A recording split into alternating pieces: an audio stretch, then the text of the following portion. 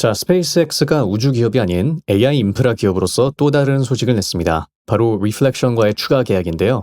월 1억 5천만 달러치의 컴퓨트 계약이 체결됐고 만기까지 총 63억 달러 규모입니다.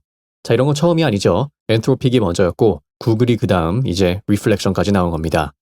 자, 이미 스페이스X가 기존 네오클라우드 기업들인 코어위브나 네비우스보다 더 많은 매출을 확보한 사실상의 AI 인프라 사업자라는 것은 이미 제가 여러 번 강조드렸었는데요. 자, 얼마 전 팬딩에서는 제가 빅테크들의 채권 발행 상황을 정리하면서 문제점을 한번 정리를 했었습니다. 자, 아니나 다를까 어제 빅테크들도 폭락하는 모습을 보였죠. 자, 확실히 시장은 지금 채권 발행을 민감하게 살펴보고 있는 상황입니다. 자, 이런 상황에 지금 스페이스X는 AI도 AI지만 화성에까지 돈을 쏟아부으려는 그런 이미지가 생기고 있죠. 이 이미지를 방지하기 위해서 철저히 AI 컴퓨트 임대업의 모습을 강조하고 있습니다. 자, 그런데 여기서 진짜 봐야 할 이야기가 따로 있습니다. 이런 계약이 하나하나 쌓일 때마다 시장은 아직 눈치채지 못하고 있지만 글수해가 테슬라로 그대로 꽂힌다는 것이죠. 자, 지금까지는 정황상 그랬지만 이런 구조가 더 선명해지고 있습니다.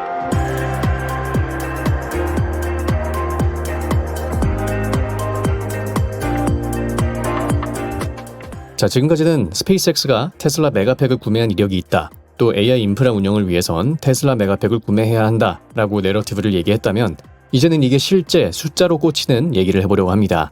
자, 스페이스X는 AI 인프라 기업으로 포지셔닝을 하면서 계속해서 컴퓨터를 외부에 빌려주기 시작했죠. 자, 지금까지 나온 것만 3건이고요. 월 수익을 계산해본다면 23억 달러 수준입니다. 이미 네오클라우드 데이터 센터 기업인 코어위브, 네비우스 수준을 넘어선 엄청난 규모인데요. 자, 이렇게 컴퓨터가 쌓이면 결국 GPU가 돌아가야 되고 전기가 필요합니다. 그리고 그냥 전기만 필요한 게 아니라 메가팩 같은 전력 저장 장치의 수요도 같이 올라가는 구조가 나오고 있다는 게 바로 오늘의 포인트인데요. 자, 테슬라 메가팩이 간단히 말해서 전력을 생산해주는 애가 아니죠. 그저 전기를 잠깐 저장했다가 필요할 때 꺼내주는 애입니다. 자, 이런 구조가 왜 중요해지는 걸까요? 데이터 센터가 전기를 많이 먹는 것도 문제지만 전기를 미친 듯이 흔들면서 먹기 때문입니다. 메가팩 투자자 자료를 보시면 피크치와 가장 낮은 구간의 차이가 15메가와트 차이가 난다고 하죠. 자, 이 정도면 작은 도시 하나가 순간적으로 꺼졌다 커지는 정도의 흔들림입니다. 자, 실제로 메가팩을 켰을 때와 껐을 때의 전력 로드를 보면 굉장히 큰 차이가 있죠. 자, 이렇게 데이터 센터는 순간 과부하가 매우 큰 곳이고 그만큼 전력 안정화가 필수적입니다. 중간중간 에너지를 저장했다가 순간적으로 공급해주는 그런 완충 장치가 있어야 된다는 것이죠. 그렇게 되지 않는다면 중간에 전력이 끊기거나 훈련을 하던 게 리셋이 된다면 비용이 폭증할 수 있게 되는 겁니다. 자, 데이터 센터는 전기를 갑자기 많이 먹기도 하고 덜 먹기도 하고 또 절대 끊겨서는 안 되는 구조를 갖고 있는데 이에 대한 서포트를 이런 메가팩이 해줄 수 있다는 것이죠. 자, 막연하게 이런 정황이 흩어져 있었는데 최근 들어서 전체적인 그림이 더 선명해지고 있습니다. 여러 가지 소식들을 시간순으로 한번 보면 지금 AI 데이터 센터에 대한 테슬라 수요가 진짜라는 걸 알 수 있는데요. 자, 일단 2월 브라질에서 400메가와트 규모 데이터 센터를 지원하기 위해서 테슬라가 채택됐죠. 추정 용량은 약 1.6기가와트시입니다. 그 다음에 5월엔 메타의 데이터 센터 전력을 담당하고 있는 엔브리지가 이 테슬라 메가팩 1.6기가와트시어치 계약을 맺었습니다. 마찬가지로 전력 공급 안정화가 이유였죠. 자, 6월에는 심상치 않은 발표가 나왔습니다. 테슬라에서 메가파드라는 새로운 제품의 상표 출원을 한 것인데요.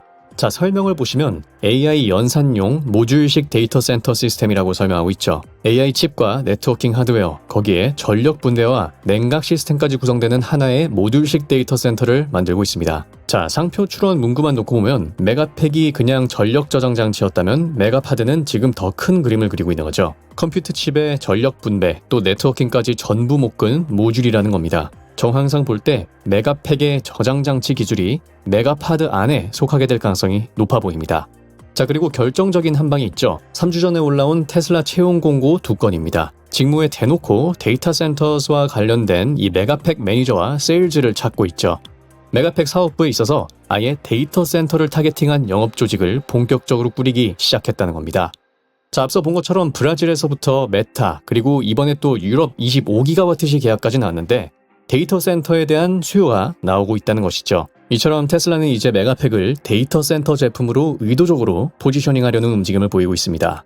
자, 그럼 다시 스페이스X 얘기로 돌아와 보겠습니다.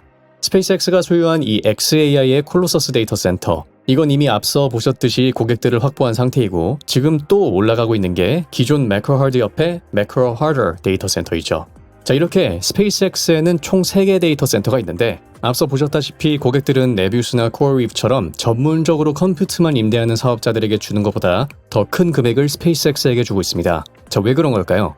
추정해 볼 수 있는 것들로는 2가지가 있다고 봅니다. 스페이스X가 운영하는 이 데이터 센터에는 매우 매력적인 옵션이 2개나 붙어 있는데요. 자, 첫 번째는 미래의 우주 데이터 센터에 대한 접근권이죠. 스페이스X의 컴퓨터 용량 금액이 더 비싸다는 것은 그만큼 이런 접근권에 대한 얘기도 오갔을 수 있다라는 것인데요. 자, 하지만 이건 솔직히 와닿지는 않은 미래의 이야기입니다. 자, 하지만 이걸 반대로 얘기해 본다면 추후 우주 데이터 센터를 성공시킬 기업이 있다면 그건 현재로서 스페이스X가 유일하기 때문에 컴퓨터 용량을 확보하려는 그런 전략적인 접근일 가능성도 충분히 있다는 겁니다. 그래서 이런 것들에 대한 접근권을 확보하려는 그런 움직임이 있겠지만 이것과는 다르게 지금 당장 구축이 된 이 스페이스X만의 기능은 세계 최고 수준의 전력 완충 장치가 붙어있는 안정적인 컴퓨팅 환경입니다.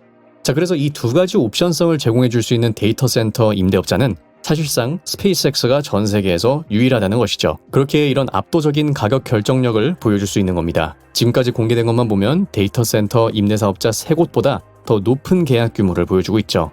자, 지금은 데이터 센터 임대업자로서 전력 공급원뿐만 아니라 전력 피크치 관리 같은 이런 안정화도 함께 가져가야 하는 것이고 결국 이 말은 스페이스X의 테슬라 메가팩 수요가 더욱 커진다는 겁니다. 스페이스X의 추가적인 이 컴퓨터 고객 확보 뉴스는 테슬라의 메가팩 수요 증가 뉴스로 해석을 해도 되겠죠. 거기서 멈추는 것이 아니라 데이터 센터를 고객으로 삼고 있는 전력 인프라스트럭처 기업들에게도 이 부분은 중요하게 작동하다는 것이겠죠. 자, 저의 추측이 아닌 실제 계약으로 이건 증명이 되고 있습니다. 어제 유럽 에너지 인프라 기업 네트파워와 25기가와트시 규모의 메가팩 공급 계약을 맺었는데 추후 확장 목표가 자그마치 100기가와트시까지 보고 있는 그런 계약이죠. 자, 테슬라의 작년 전체 보급량이 47기가와트시였는데 이의 절반 이상을 넘어가는 엄청난 규모입니다. 이 계약의 주된 이유가 데이터 센터 같은 에너지 집약적인 수요가 증가하고 있기 때문이라고 밝혔고 이에 대한 최적화를 테슬라 메가팩으로 함께 가져가겠다는 구상인 것이죠. 자, 지금 데이터 센터가 계속 올라가면서 이쪽에 수요가 있는 한 테슬라의 메가팩에도 계속되는 수요가 있을 수 있습니다. 자, 이제 다음 주면 테슬라의 2분기 인도량 발표이죠. 메가팩 보급량도 같이 나올 텐데 과연 어떤 숫자를 내주는지 주목해봐야겠습니다.